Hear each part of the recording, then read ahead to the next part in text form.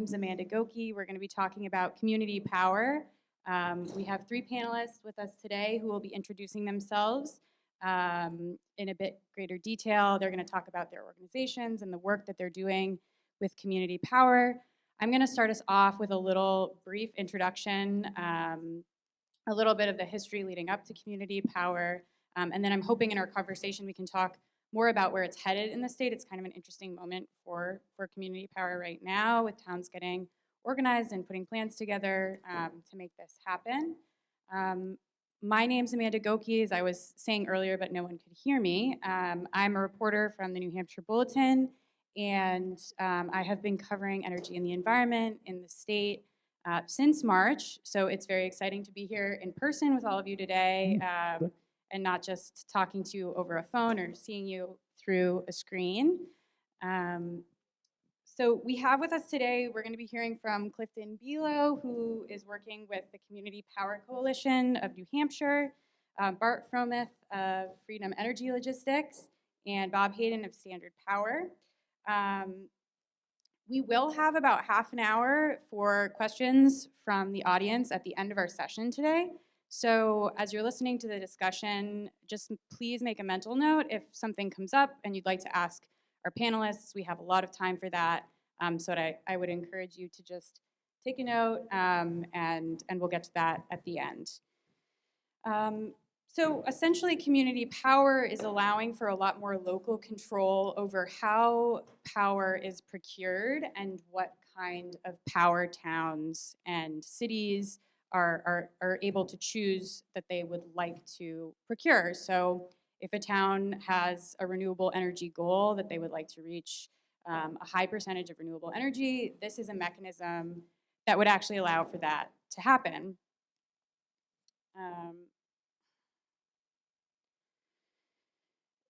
Some advocates of community power have also said that it has potential to lower the cost of electricity. And it's also helpful to situate community power in a little bit of a broader historical context to understand why it's significant and the moment that we're in right now. So it's really a shift away from a top-down approach where a utility would go out and decide what kind of power they are going to procure, and make sort of all of those decisions. And historically, that's been vertically integrated. So a utility would own the power generation, they would own the poles and wires, and they would distribute that energy to ratepayers, who really didn't have much choice at all in what kind of power they were getting or how much they were paying for it.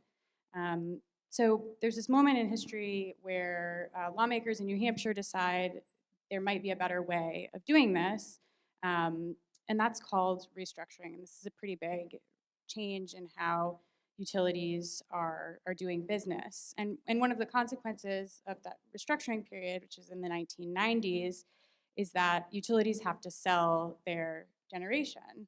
And that allows for some competition in terms of generation, so allowing for competition. And there's a couple goals.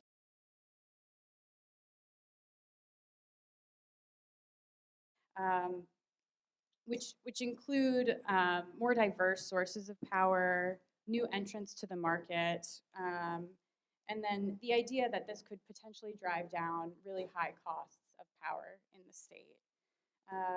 The idea was really to harness the power of competitive markets, also driving innovation, and the idea was also that this could, for environmental reasons as well, with kinds of electricity that are better for the environment. Obviously, those goals haven't all been realized or delivered on today, and that's where community power kind of takes up some of these goals relating to consumer choice, lower costs, and environmental benefit. So I'm going to turn it over now to our panelists to introduce themselves and talk a little bit about the work that they're doing and the organizations that they're representing here today. Clifton, do you want to start us off? Sure. Good morning. I'm Clifton Below. I am the new vice chair of the Community Power Coalition of New Hampshire. We are a new legal entity in New Hampshire. We incorporated 1 week ago today, pursuant to a joint powers agreement that has been entered into by 14 jurisdictions in New Hampshire. It's been in the works for a number of years now. Our city, I serve as a city councilor and assistant mayor, actually authorized our energy committee to be its electric aggregation committee pursuant to RSA 53E 5 years ago. And along the way, we figured out we needed to change the law and needed to protect the law and do a lot of groundwork to lay this beginning. And what we are designed to do is act as a governmental instrumentality. There's a statute, 53A, that allows intermunicipal agreements to jointly share power. And so part of our purpose is to support communities in becoming electric, to have community aggregation programs, but also to enable a shared use of a number of other authorities, which we'll get to in the discussion a bit. But I think the big thing that we're seeking to do is actually become a power supply agency, modeled after the best practices from a number of other states. Nationally, there's about 2,000 municipal electric utilities that provide both distribution and supply. They have formed over the years about 70 power agencies through joint power agreements, much like what we've done for municipalities in New Hampshire. It's also been a model for developing community choice aggregation. The Cape Light Compact was the one example in Massachusetts of that. There's a couple of very successful ones in Ohio. NOPEC, which over its 20 years of existence has figured it has saved about $300 million compared to the default energy service. And this is something that's really particularly taken off in California in recent years. And so what's exciting about the creation of the Community Power Coalition of New Hampshire is that not only do we seek to aggregate our customer loads, default service loads, and do power supply for them, but also to aggregate the power of communities to take more control of their energy future and help drive the kind of changes we need in the regulatory and political environment.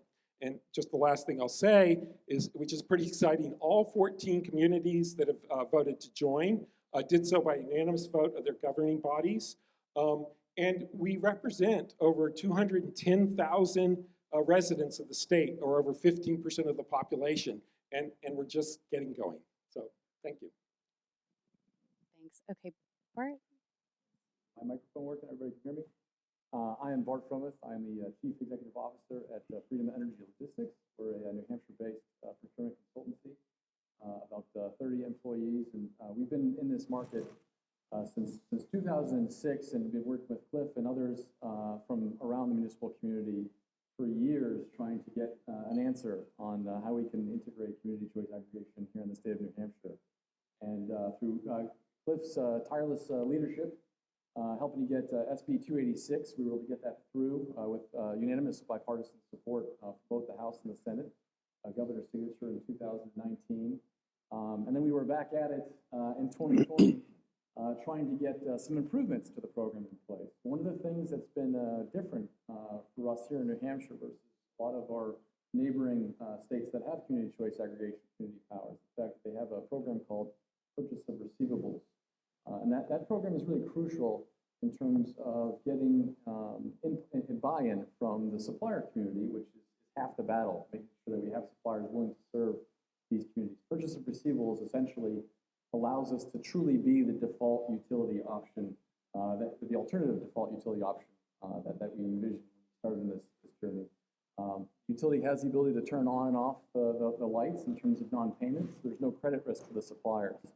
Because that was a huge piece of the puzzle for them, growing markets like Massachusetts and New York and Ohio, we were finally able to get that through, again, with bipartisan support. So we're very, very proud of what we've been able to accomplish there. So I'm also up here representing our partners, which is Colonial Power Group. They are the largest aggregator in the state of Massachusetts. They've got 80 communities under contract currently down there, plus the 2 that we have jointly up here in New Hampshire, Londonderry and Lincoln.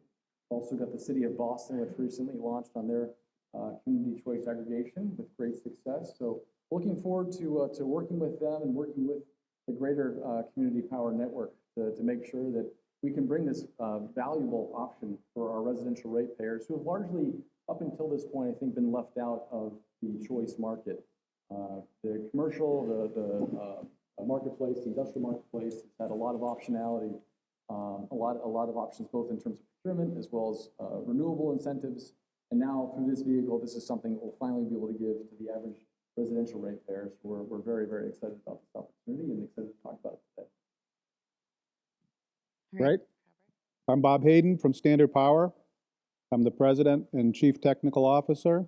And speaking last, a lot of stuff has been said that's very important about this. So I'd like to step back a little bit and say thank you for you all being here and how nice it is to be here in person with you. In addition, I'd like to thank some of the folks who did tireless groundwork, and Cliff's included in that, Bart. We've worked together for green energy and renewable energy solutions for years. But some of the folks who laid some of the best groundwork, who are here today and or not, are the former directors of Clean Energy New Hampshire, Kate Epson and Madeline Mino. I'd like to thank Sam Evans Brown. Yes? Yes, I'll stop for applause. Absolutely. They've done tireless work. And we're looking forward to the successes Sam Evans Brown will have. I'd like to thank Sam and Josh Singer for putting this great opportunity together for us all to be here in person today. And I'd like to thank our moderator, Amanda. So I've lived in New Hampshire for 40 years. I built an earth berm passive solar house when I was a kid. I've lived the green lifestyle here in New Hampshire and loved it. And early on, it seemed like New Hampshire was really going in that direction. But somehow, in the last 20 years, we've kind of lost our way on renewable and green energy issues. I think we're back on the right path with community power. Community power is a great opportunity to be a massive building block, not only here in New Hampshire for renewable products, lower energy cost, better consumer protections, but maybe we'll light a fire under some of our neighbors who haven't started yet and get the rest of the New England ISO to participate in community power. Massachusetts has for many years. Rhode Island just successfully started their programs, but the rest of the New England ISO needs to follow. I'd also like to tell you a little bit about Standard Power. I've been there since 2010. And in 2013, we realized there was a glut of federal wind recs. So we bought a boatload of them and gave them to all of our clients, primarily schools and towns here in New Hampshire. And we were the fastest growing state on the EPA Green Power 100% Partnership Club. So we were really on a nice path at that time. That market matured and it wasn't as easy to give them away anymore once it matured. We've also, like Bart said, talked about community power as early as 2018 when the first law was passed, and immediately had an alpha test with the town of Peterborough to test the law, to check out the pricing, to see how things would work. And when we brought it to the PUC, they said they weren't quite ready and that they'd be rulemaking on another law. And we brought it to the suppliers and they said, no POR, we're out. So we weren't able to get suppliers to participate either at that early time. Standard Power participated with many stakeholders. And I'd like to give one more shout out that may be good or bad in this room, but Mike Vos did magic. He got everybody to agree on HB 315 with the help of everybody at this table to make it a bipartisan supported, stakeholder supported, supplier supported rule and law. And we were fortunate that Governor Sununu signed that, which includes the expansion of net metering, and also SB 91, which includes a variety of odds and ends pieces that will help us in our renewable future here in New Hampshire. So we also have a couple of towns that we've already developed a plan for the city of Keene and delivered it in May to the PUC, expecting that HB 315 will require them to approve it. We have another community that's just about ready to approve their plan, Swansea, and we've added a couple of others lately. So we're all moving in a similar direction to give our clientele in our communities more choice, more renewables, lower prices, consumer protections, and all the things that our state deserves for the residents that our businesses, schools, and towns have kind of enjoyed historically. Thank you all for the introductions. I want to start off with a question to provide a little bit more context and build on what you've already sort of started mentioning in terms of the moment that we're at right now. And I'm curious if you could all reflect on the uptake that you've seen so far and what you think this indicates for the future of community power moving forward. We can start with Cliff, if you'd like to start. Yes, there's, I think, a lot of interest. There's, as has been said, you know, a lot of the work is at the local level in local communities. And there's been a good development of local energy committees that have done a lot of work, but now they're looking for what's next. What's the thing that we can do that might be more impactful? And over a year ago, we had a conference in which there were representatives from representing 40% of the state's population attending.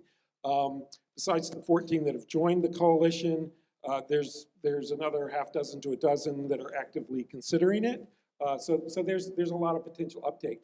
There's still, we'll get to this, but there's still rules to be developed. So it's going to be a little frustrating for a while because I think it's going to take a little longer than the three of us we were moving at. But I think we've got some momentum here. And I will say Representative Vose, at a previous New Hampshire Energy Summit, commented that he thought that the community power aggregation part of House Bill 315 was the most important part and would be the most consequential in terms of helping drive innovation in the market. And I think that's what we're all here about, is helping move the innovation that we need to enable a much more rapid integration of renewable and clean energy resources and really maximize our energy efficiency and developing flexible demand markets on the consumption side. But I'm getting ahead of things. But I mean, I think we're in an exciting time, and to get to this point, there has been some setbacks and some frustrations. You know, when we started working with Londonderry, we were ready to go right out of the gate, and I remember one of the initial hurdles was working with Eversource to get customer data, which is crucial for us to move forward and build pricing, build our plan, and because of the interpretation that Eversource had of the law at that point in time, Cliff, Bob, myself, and a number of others spent 6 months at the PUC trying to figure out what the legislative intent was in the law at the time, and then get that changed through the rules process. And as the rules process dragged on, we were fortunate to have a number of allies, Chairman Vose, among others, at the State House and the State Senate, were willing to go and put some of the things that we needed at the PUC level that taking a little bit of time into legislation to speed up that process. So certainly without our legislative partners in both chambers, we wouldn't be as far along as we are right now, and I think we're making great strides. One of the things that's really great about the marketplace that we're building and we're all building together is the fact that we do have that togetherness. And so anytime there's a docket or there's a hearing, you'll see the three of us, as well as a number of the other players that have been so crucial in this journey so far. So I think everybody is certainly rowing in the same direction, and it might not be going as fast as we'd all like, but you can see the light at the end of the tunnel, and we're getting closer and closer, and New Hampshire is getting more and more attention, from the community power, community choice marketplace, and I think that's going to lend itself to having a swarm of options when we all are finally ready to go live with our communities. I think this is going to have a massive impact on New Hampshire's energy market, and I can't wait to see how it unfolds. Great.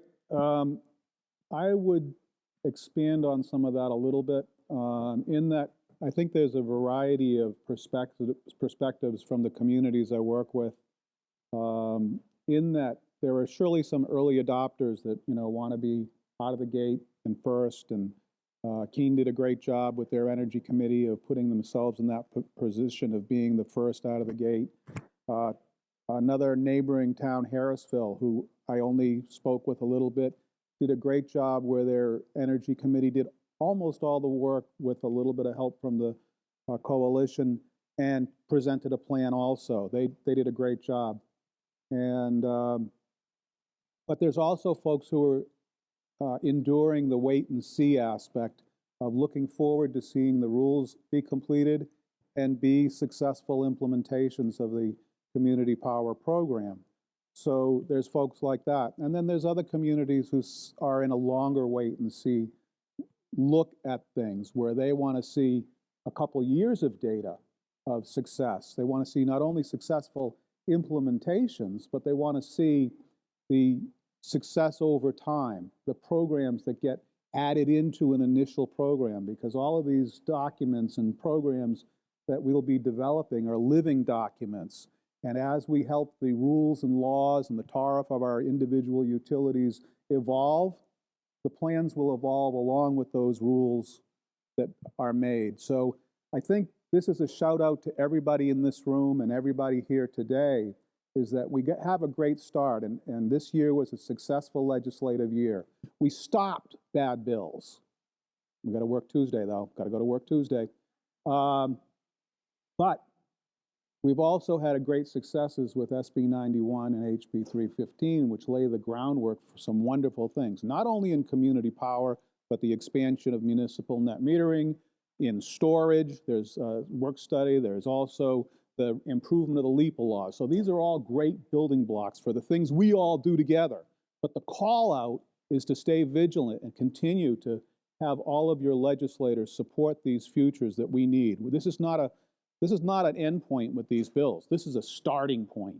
And we need to move to a future where we enjoy a prosumer model able to monetize all the values that time of use and grid mod can give us.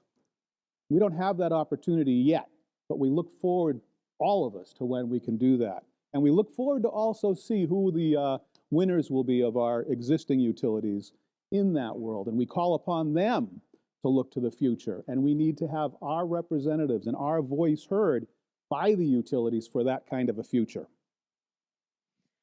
Well, you've all mentioned it, so let's talk about the path forward a little bit and the rules that are due to be written by the Public Utilities Commission. How much of a concern is it, the timeline that will take? We've seen a lot of delays out of the Public Utilities Commission, and I'm curious what that means for community power moving forward.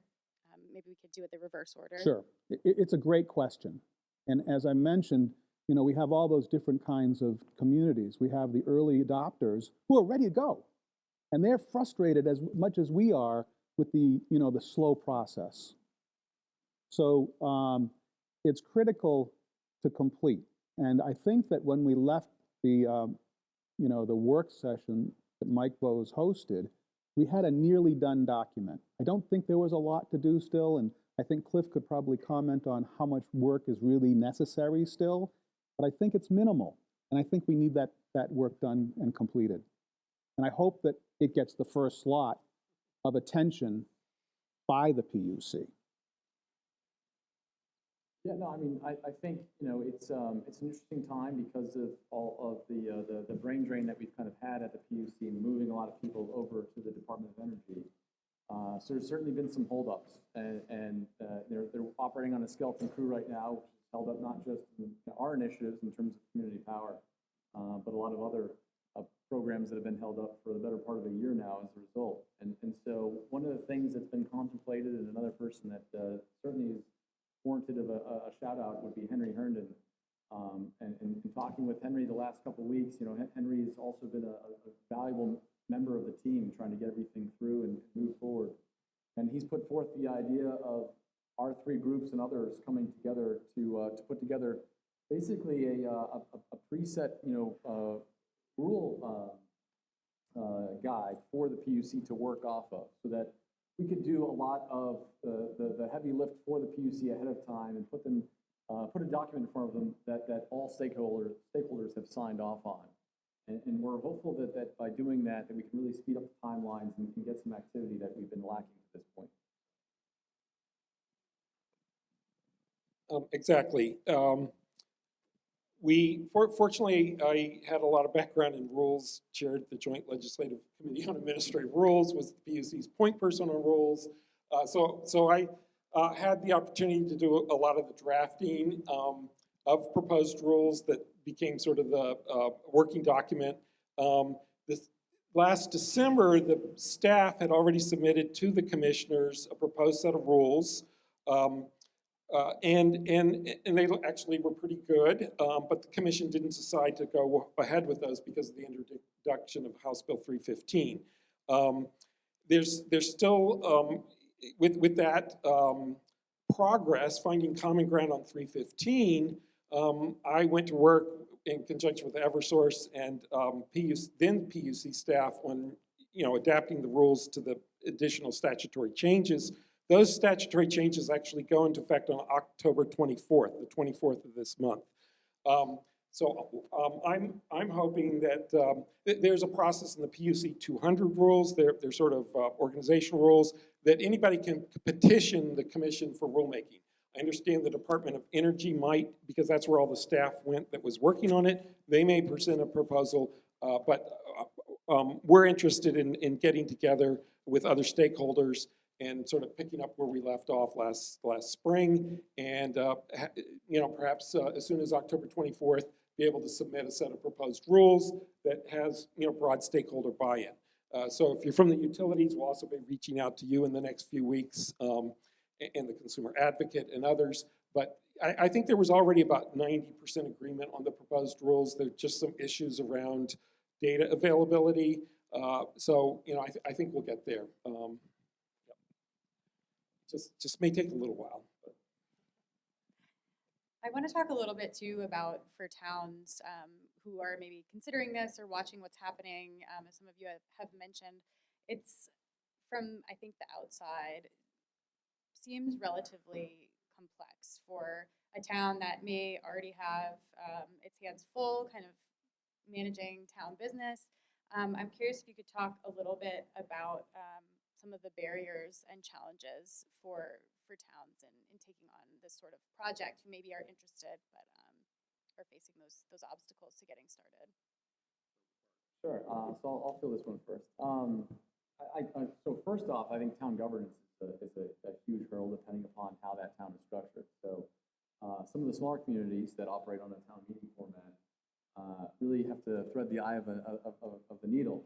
They have that one day to get buy-in from the residents in the town in order to get approval of their aggregation. So when there's so many delays that we're faced with, for those smaller and mid-sized communities that have to overcome that hurdle, timing is everything. And so if you miss the window to get it into the warrant articles and everything for town meeting day in March, that means that now you're pushed off until March 2023 and so on. So that's certainly a hurdle. I think also a number of communities that I've spoken to, there's a discomfort, I think, with some forms of the opt-out mechanism. The way that this it gets the group buy-in, if you will, is that everyone is notified in the community of the aggregation plan moving forward, and they have a 30-day window with which to send back their opt-out card to not take part in the process. And so there is some discomfort from a number of communities about, aren't we making choices on behalf of our ratepayers? And will that be something that will get buy-in from? So far, that's a hurdle that we've overcome in the short term with public education and talking about the benefits. One thing I like to say to those communities is it's no different than the platform that they're already utilizing with their host utility companies. When folks move into a community, whether it's Unitil or Liberty or Eversource, they're not making an affirmative choice to buy from those utilities.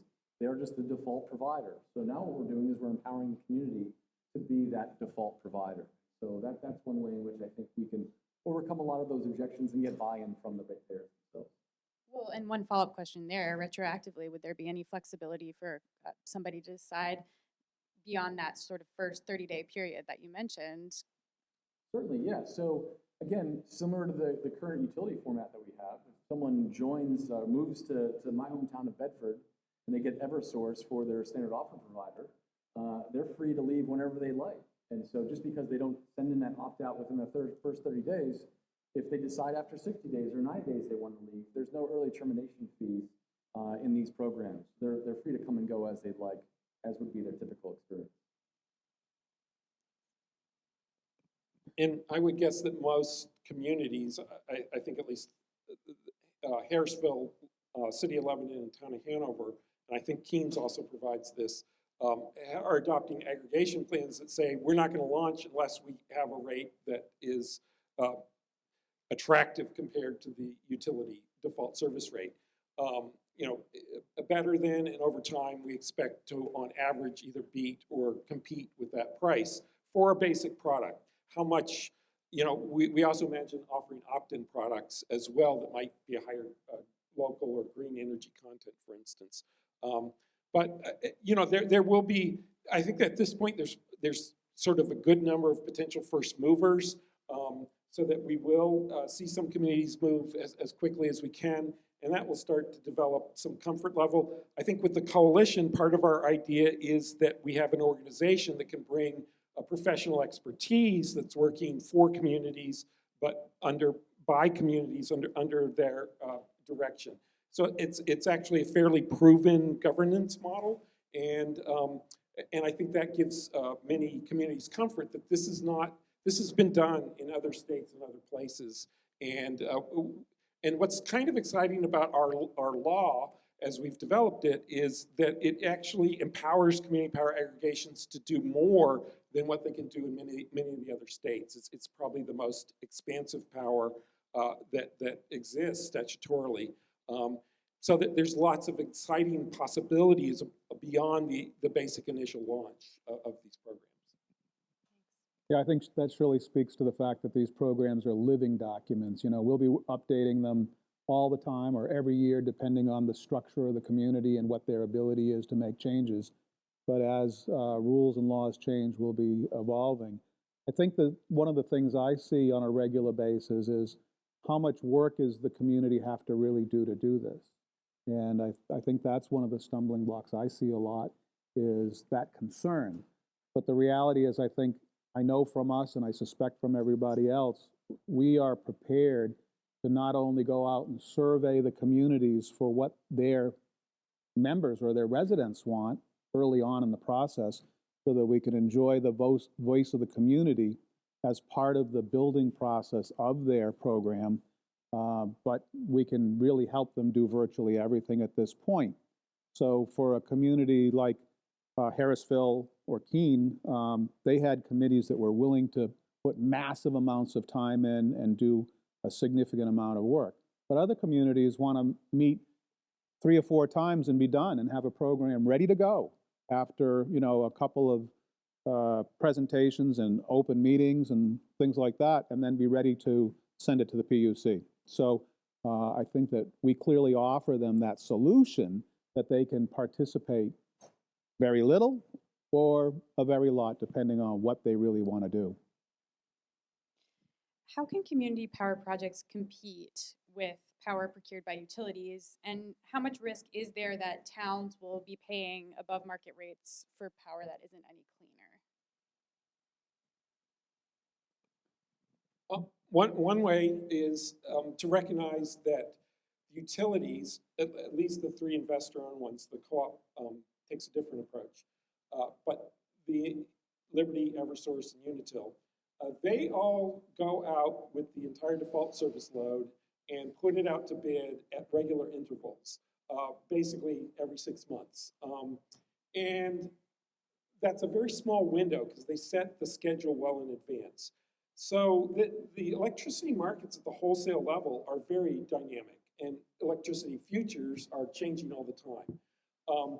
So what we've seen with large commercial and industrial customers who have had and utilized choice, most large C&I customers are already on competitive supply, is they can go to market at different times. They're not locked into a few days in June and December, and it just might be only a coincidence that the utility happens to hit a good point in time that they get a good rate, and they're just doing it for 6 months. So there's lots of opportunities simply from sort of market timing, which is what we do when we buy, you know, airplane tickets. You shop around, keep an idea of where prices are moving, and lock in when there's an attractive opportunity. Some large C&I customers find that there's periods of time in which the default service might be a better deal, but most of them have stayed on competitive supply because over time they're able to beat the default service price. So that is sort of at the most basic level where there's opportunities for savings. But I think there's opportunities beyond that. What the coalition is particularly interested in doing is developing a portfolio management approach rather than just putting the whole load out to bid every 6 months or every year or 2 years, to develop a diverse portfolio of risk-managed resources. And that is, for instance, how the New Hampshire Electric Co-op does it. They're always looking for opportunities to procure some power that's at a good opportunity. Perhaps some of it's long-term, some of it's short-term. And that is typically how these other JPAs, power supply agencies, typically beat the price of a simple put it out to bid on a rigid schedule model. So that's a way that it can happen. There's always the risk that, particularly if you lock in for a rate for say 2 years, you have stability, but there's a chance that the market will change and the default service could meet that price.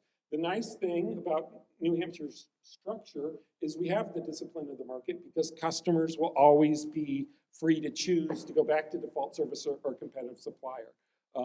But experience in other states has shown if you provide a product that is competitive, most people are happy to stick with the local community power aggregation. Yeah, I mean, it's hard to really add on to what Cliff said. I mean, the way I always kind of break it down is would you rather have a stockbroker that told you they're going to buy General Electric every January and August, or one that, went out when there was buying opportunities? And that's really what you're getting with your aggregation, is the opportunity to take advantage of market signals when they're occurring. They're much more nimble than what the utilities are allowed to do through their rate-making process, and that lends itself to, as Cliff mentioned, significant success and long-term adoption in other states that have come before us. Typically, we look at, down in our neighbor state of Massachusetts, there's 92% adoption in terms of the aggregation. Only 8% choose to opt out in the residential level. So I think that says something in terms of the success that they've enjoyed and that we expect to see here. And I'll expand on that. This is all exactly how it works. But I think an interesting example is a couple of rates that were procured in this system by our utilities in the last, I guess, 13 months or so.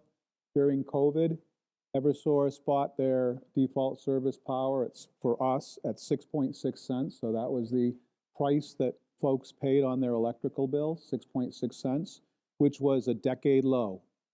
But it was at a time when the markets were extremely low, natural gas prices were extremely low. And now we have recent data of Unitil making their purchase at maybe a decade worst time to buy electricity. And their rate for supply only will be 16.7 cents. And we have the purchases of both Liberty and Eversource coming up in the next 7 weeks with no changes in the current market likely. It's likely that the natural gas market may even get worse. So if we go back 18, 20 months, natural gas was trading at $1.67 a decatherm. I believe today it was trading at $5.30 per decatherm. That number is the primary driver of our electricity here in the New England ISO. If we look in the morning, the proportion of electricity made by natural gas is 67%, and maybe in the afternoon on a particularly hot or cold day, it might go down to 55 or 50%. But that's the primary driver for what our electricity costs are. And so that's an extreme example of lucky buying and very unlucky buying by our utilities.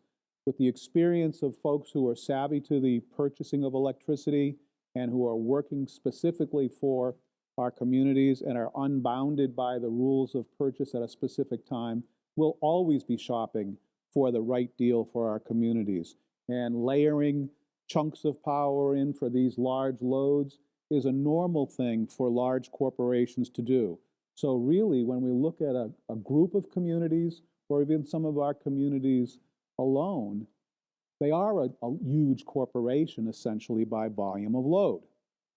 So therefore, they have the ability to make those purchases. And with the support of consultants working for them that have that experience also, their probability of usually being better than the utility is very high. Okay, I have one more for you, and then we are going to turn it over to questions from the audience. So get ready, everyone. Are there ways in which community power will expose towns to market signals that would incentivize innovative projects? Targeted energy efficiency, demand response, storage?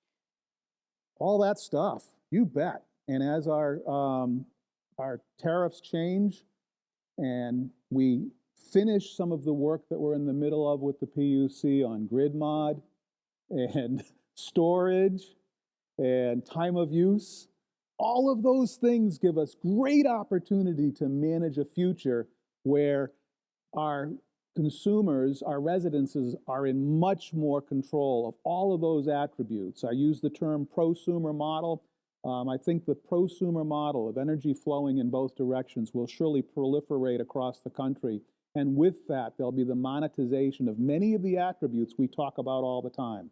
Demand response, really that's when you add power or shed power. And monetizing that at the residential level is huge. I mean, think about this. If we have 30% of our communities with EVs, that becomes a virtual generator. Those EVs, all those batteries hooked to the system at one time become the demand response element. They can either dump power at any time when we need more power on the grid. So that's just one example of great innovations that'll be possible with this program. How about, which one do you got today? No, just echoing that, I mean, I think this is definitely going to drive innovation, and it was a big reason for this bill to have this opportunity to have so much excitement in the first place. You know, it's not that the utilities, you know, again, I don't want to like cast stones here, but the fact is the utilities are kind of confined in terms of what they're capable of doing, and so when the community can take over that responsibility, it can be the driver through the residents and their energy committees having a voice in terms of what fuel mix they want to see in terms of their power. Imagine a city like Nashua going out and including their hydro dams and then having excess power that they can go and enter into a 20-year power purchase agreement for that solar to be built directly in their community power rate. Those are things that haven't been available to us in the past and will have a real impact on bringing new green renewable generation onto the grid. And so when you have opportunities like that, that's also going to have a buy-in from the ratepayers saying like, hey, geez, you know, now we've got this. What about putting in smart meters, okay, at our homes, so that, as Bob was just alluding to, tracking our usage so that if I decide to do my laundry at 11 p.m. instead of 5, I actually get a monetary benefit for that. And I'm also helping the grid, because when we start shaving our peaks, those are the oldest, most pollutant generators that aren't coming online during those summer months to make sure that the lights stay on for all of us, okay? So the more that we can do to have an impact and flatten those curves, and we can do that certainly through a future in community choice aggregation, community power, those are additional environmental positive impacts that we're having through this innovative tool. So I'm really excited, as everybody should be, for the possibilities that are coming as a result of this. And just to add a little... Cliff, I need to add one thing to Bart's statement, and you're absolutely right. But if we don't shave our peaks, if we don't lower our usage at peak times, then all of our brown power comes on. Our coal plant goes back on. And all of the work that all of us do all year long in renewables is wiped out when we run that coal plant for just a couple of days. So I had to just add that, because anytime we can shave the peaks, it makes a difference. That means turning the AC down on that 90-degree day in the summertime, not doing running any appliances on those hottest days in the summer. That's the little things you can do at home. And then for our businesses, there's a multitude of other things we can do. Sorry, I needed to say that. And there's a lot of investment opportunities that enable that, but they depend on access to time-varying rates. On the supply side, the price of electricity changes every 5 minutes in New England. Load sees very little of those price signals. And there's obviously concern because people don't want to be exposed to price volatility, but there's ways to both enable customers to see time varying rates, but also protect from the volatility. There's a number of different ways to do that. But I will say that the city of Lebanon's journey actually started 5 years ago, trying to do, looking at community power aggregation as a vehicle to do an opt-in access to time varying rates. We're actually working with Bart and Freedom on that idea. We actually did it for our city's 2 largest loads, our water and wastewater treatment plants. And with Revision Energy, we put in some solar systems that serve those plants. And this, a year ago last summer, part of our rates is what's called the capacity tag. And that is assigned to every single meter account, even if you don't actually have a meter that measures intervals of electricity other than once a month, but you still get these things called capacity tags, which determines how much you're paying for capacity as part of your power supply. Well, our water and wastewater treatment plants were able to curtail their load at the hour of system peak, the highest hour of demand for all of New England last summer, to the point where our water treatment plant was exporting power to the grid at that system peak and zeroed out its capacity tag. And that's that kind of approach and some other access to time varying rates has saved our 2 facilities tens of thousands of dollars over the past few years and helped reduce that peak demand. Just another example of that, the city engaged with Liberty when they were developing a battery pilot and helped design the time of use rates, which actually provides a very good structure because it's a fixed rate that you know about, but it enables you to shift your load with a modest amount of storage or demand response such that you can actually lower your bill on average. And that ends up benefiting everyone because we don't have to build so much new capacity for just a few hours a year. The whole issue with if we can sort of fill the valleys a little bit better and renewable energy and storage all helps make that more possible. We can actually spread the cost of the capacity of the system over more kilowatt hours and help control the overall cost of the system. And right now the system doesn't really provide the market price signals to really encourage that. And there's ways we can do that while also protecting residents and small businesses who are potentially vulnerable to price volatility. And one of the keys to that is accessing more sophisticated meters. And unfortunately, Eversource, anybody here, sorry, but they've pretty much clearly indicated that Massachusetts and Connecticut are pushing faster on that. So New Hampshire for Eversource is going to be at the bottom of the list in terms of getting interval meters that can enable this. On the other hand, we've been pushing Liberty, and Liberty is got a path forward and is eagerly looking forward to deploying interval metering that will help enable some of this innovation that can ultimately provide a lot more value to our local communities. Thank you all for those responses. I want to open it up now to questions from the audience. I will pass off the mic that I have.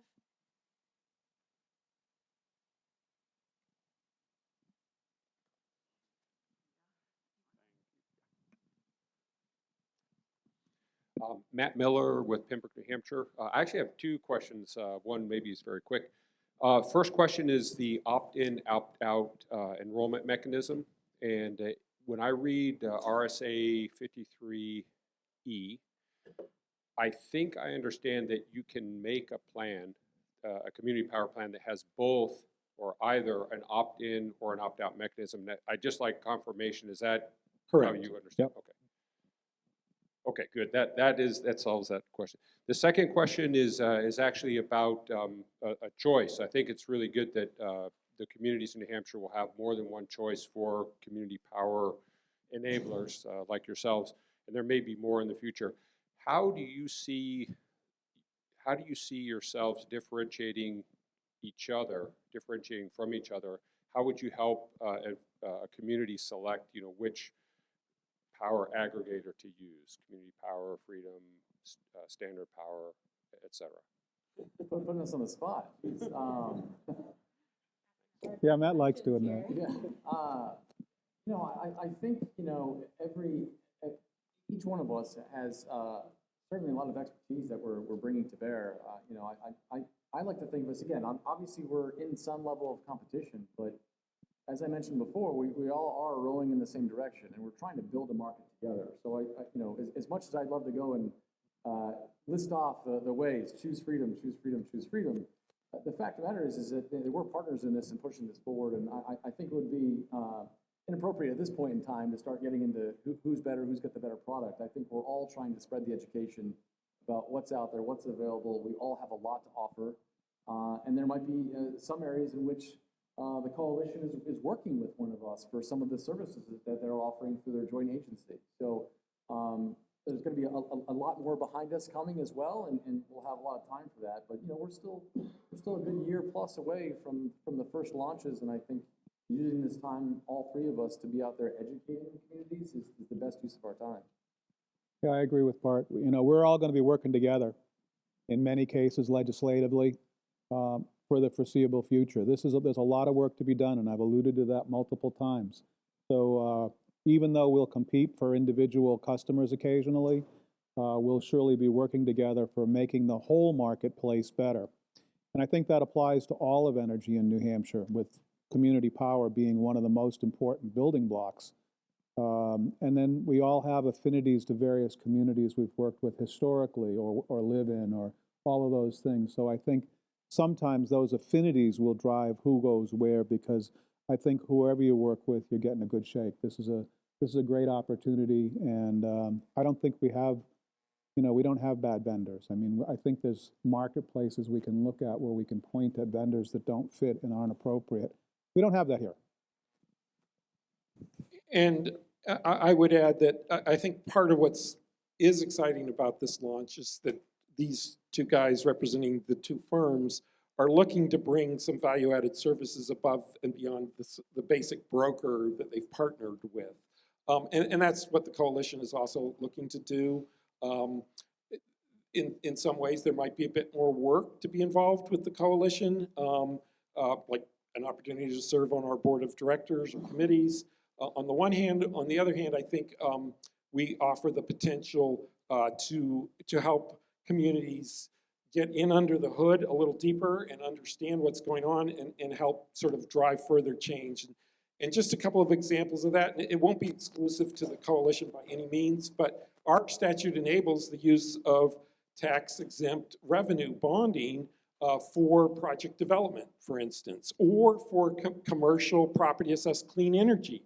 We can administer that kind of program, and there's examples of joint power agencies that are actively running CPACE programs, which is a way of using tax-exempt bond financing, very low interest, to finance energy efficiency and clean energy investments, particularly in multifamily housing, which we know is one of the biggest gaps in terms of the opportunity for increased energy efficiency. But that is going to be possible through community power aggregations, you know, kind of whether you're part of the coalition or not. And the coalition is designed so that you could actually, a community could join us and still be working with other vendors as well.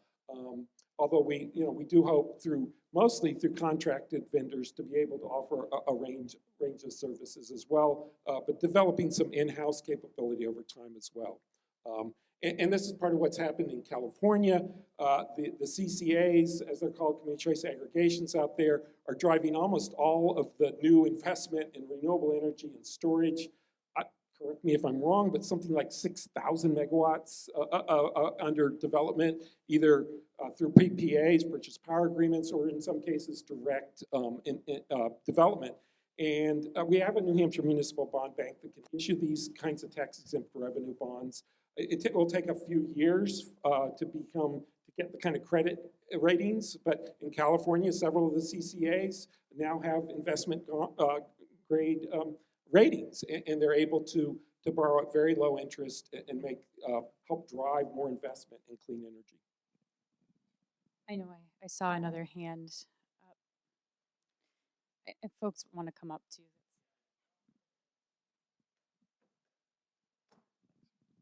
So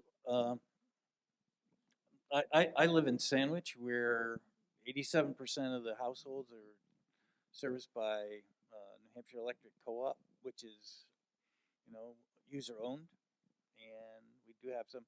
Is there any difference in that company and that sort of model as opposed to like Eversource? When we're coming into community power, do we have more strength with them, or does it matter, or whatever? Well, so, I think with the co-op, it's obviously unique because they are not an investor-owned utility, so they have a little bit more leeway in terms of help utilities commission.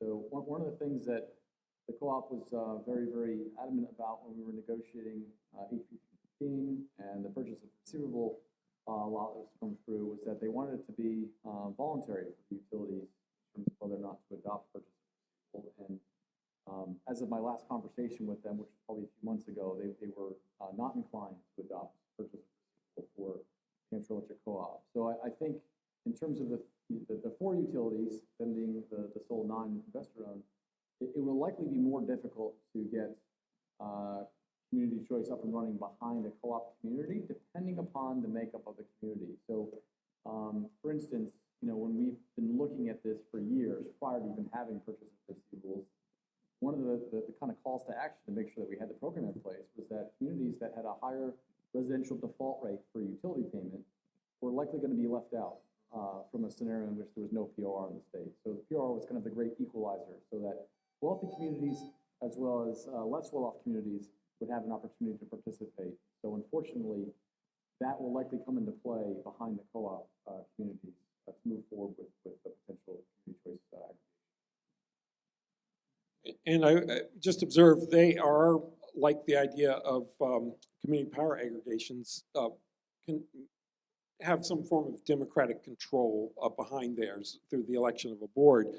In some ways, the co-op, I think, has been leading in terms of some of the grid modernization and innovation, and I think that's partially member-driven.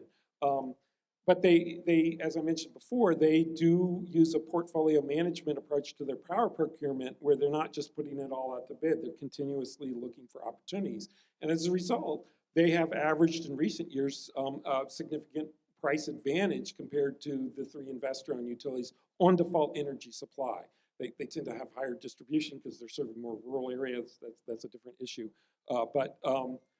So, in some ways, if the co-op already gives you part of the advantage of what community power aggregation can do, but there still may be room and opportunities to develop community power aggregation in the co-op territory as well. And I think lastly, we would expect to bring communities from co-op into a group of towns which may dilute the significance or insignificance of the POR matter. So we really are not sure exactly how that'll work, but in a group setting, it'll probably be easier.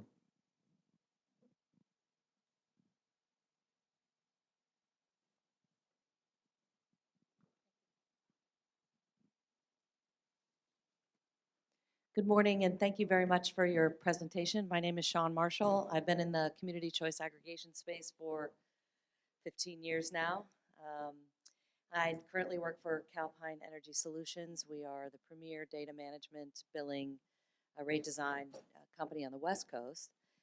I want to point out that from our perspective, there are several other aspects of HB 315 that I'd love for you to comment on that are big leaps forward from our perspective for community choice.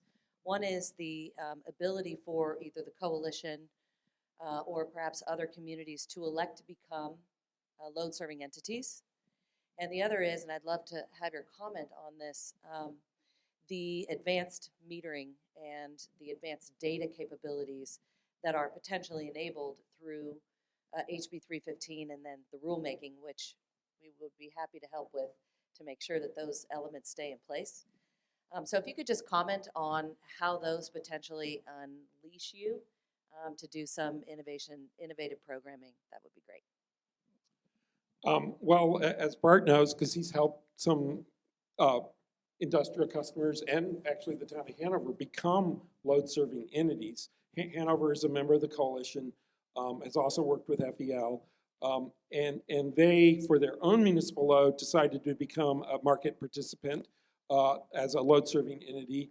to take advantage of actually real-time pricing, which, you know, they're seeing some volatility now, but on average, it's helped them save a lot of money over the years. And so that is something definitely we look forward to as the coalition. You know, we're working on our business plan and model right now, but the possibility of becoming a load-serving entity probably won't be in the first year or two, because you have to, you know, there's issues with having adequate liquidity and cash reserves. But the potential to become load-serving entities is significant in a couple of really important regards. One, it puts communities have more of a seat at the table in terms of ISO New England and NEPOOL, and that can be very significant. You know, municipal electric utilities have that now. Hanover has a little vote, and FELs has a number of customers that they are able to vote for in that process.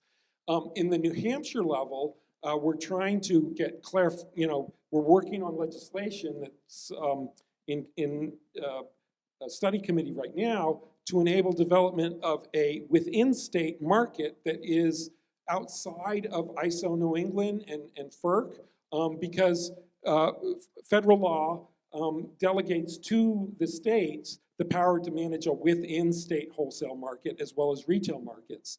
And in New England, that would be limited to generation under 5 megawatts and storage under 5 megawatts, but that's an appropriate distributed community scale projects. And right now, except for the limited expansion net metering for municipalities, there's not really a good way for 1 to 5 megawatt generators to be able to capture the values that are actually there in terms of serving load locally. So one of Lebanon's motivations is our own master plan, which is official city policy, to want to rely on as much local renewable energy as possible. And part of that effort is we're developing 1 megawatt. It could be a bit bigger, but we're staying with the net metering cap for the moment, landfill gas to energy project. That could be serving Lebanon community power and larger, the 1 to 5 megawatts. But part of the advantages of that is that if they're producing at the monthly coincident peaks, they actually reduce transmission cost allocation to New Hampshire. And we want to see that recognized. And that's what an ongoing study committee is about. And so that, again, is the potential power of communities to be able to help drive some of the policy changes that the socio side of the technical transformation that we need to make to enable these kinds of new options that really haven't existed in New Hampshire.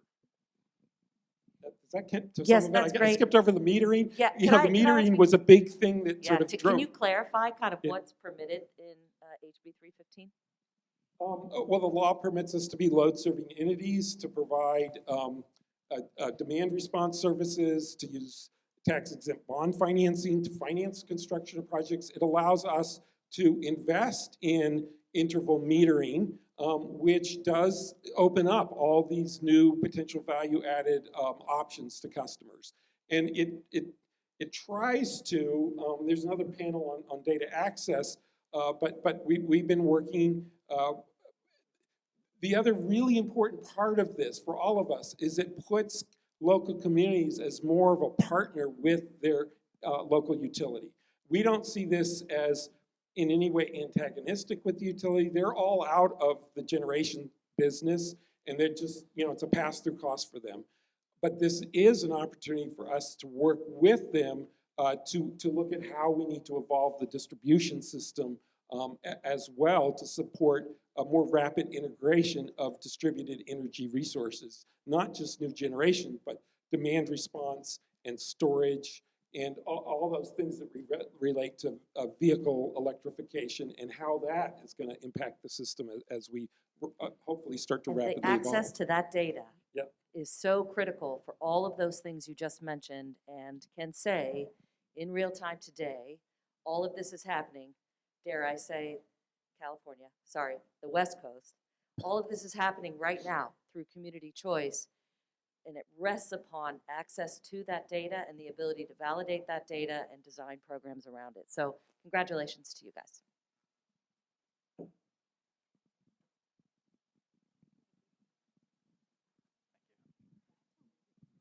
What logo is that? What logo is that? It just snaps it straight Yeah, down. okay. Hi, Dave Lavoie with Sea Power. I was wondering if you could expand a little bit. You were talking about capacity tag management. Do you envision the Community Power Coalition offering programs of their own that will encourage member communities to manage down their capacity tag, or do other energy efficiency measures that will reduce the demand, the amount of supply they need to go out into the market and procure? I'm not sure what you mean on our own, but because we expect to be using vendors who are already like your company. One of our first things is going to be putting out an RFI and an RFP to look for potential vendor partners. Eventually, some of that can evolve, in-house perhaps.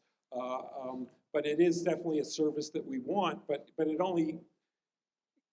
only makes sense if you've got that interval metering to sort of validate what's going on. So there is, that opportunity exists to help accelerate that investment through community power aggregation. Well, I guess my question was more towards, do you envision offering a specific incentive that will, pass any potential savings back to those customers that can reduce their load? Absolutely. As we're able to monetize any of these attributes, it would be a shared revenue with the homeowners or the residents or the small businesses or large businesses that are part of the program. So absolutely, the two-way flow of not only information to make this possible, but of the revenue to make it financially viable is critical. So the value statement is always important. Thank you. So I think we have time for probably one more question from the audience, and then we'll Don. close it up. Hey, Don. Good morning, everybody. I am Don Crease, the very handsome Don Crease. When I'm not pursuing my day job as male model, I am also the state's consumer advocate, which means I represent the interests of residential customers. And I have two questions that might be answerable rather quickly. One is, given the substantial possibility that NH Saves is about to become NH Caves, because our ratepayer-funded energy efficiency programs may be eviscerated, is there any potential for the Community Power Coalition or other entities like it to deliver energy efficiency services to citizens and customers within the municipalities? And my second question is, and maybe this will strike everybody as an expression of self-interest, but I'm wondering what role, if any, there is for the Office of the Consumer Advocate as community power, joint power authorities and entities like that begin to become much more significant, and as the investor-owned utilities recede farther into the background as mere providers of poles and wires. Is there a need for ratepayer advocacy, or is the theory, well, we're municipalities, we represent the voters, we're accountable to the electorate, so we don't really need a ratepayer advocate anymore? I'll go first on that one. Don, we invite you in anytime. All of our information. You're welcome to participate. And secondly, New Hampshire Saves is critical. And the possibility that it'll be largely gone on Tuesday is dramatic and significant, because every plan we work on suggests that the best kilowatt hour is the one you don't have to pay for, and efficiency answers to that question. So New Hampshire Saves is very important, and if in fact it's gone, what we considered subsidizing New Hampshire Saves as part of a plan may be the only solution for reducing load, is to have direct payment as opposed to subsidizing additionally what New Hampshire Save does. I think certainly in terms of the relationship is going to fundamentally change between the community and the resident, right? So there's certainly a vacuum that the community can fill by virtue of now being either the aggregator or the eventual power supplier as contemplated by the coalition.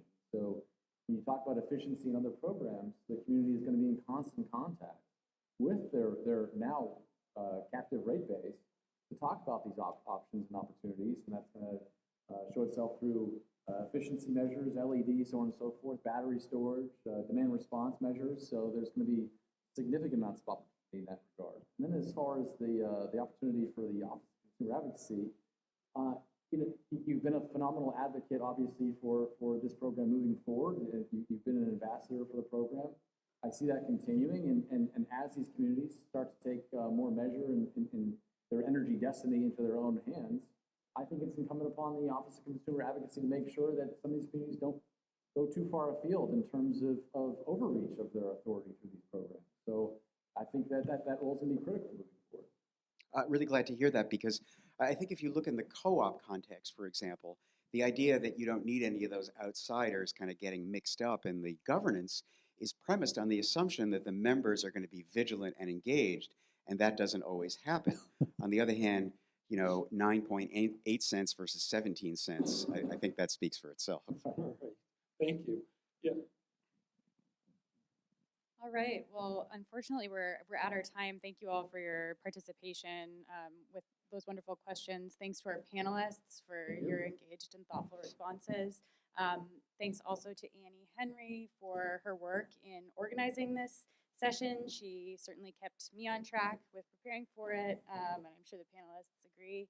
And thanks to Joshua Singer of Clean Energy New Hampshire, as well as the other folks at Clean Energy New Hampshire for organizing this and putting it together. So with that, we'll close. Nice job. Yeah, nice job. Great being up here, guys. Great working with you.